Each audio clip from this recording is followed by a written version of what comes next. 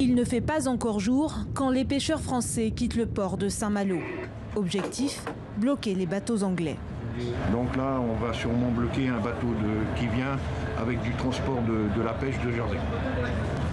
Bonjour, on te bloque pendant 1 heure pour t'empêcher de débarquer. Pascal offre des pavillons français et bretons au capitaine du bateau, qui les hisse en haut du mât en signe de solidarité.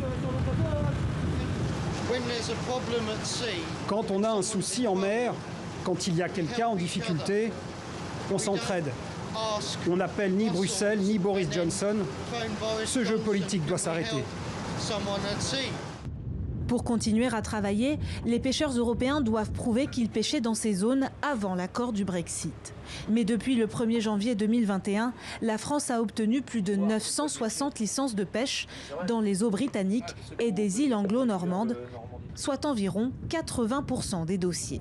Selon le ministère français de la mer, plus de 150 autorisations sont en attente. On veut simplement ne plus être dans un jeu de rôle de poker menteur où un coup ça passe, un coup ça passe pas. Il y en a marre. On veut reprendre la main et négocier en direct.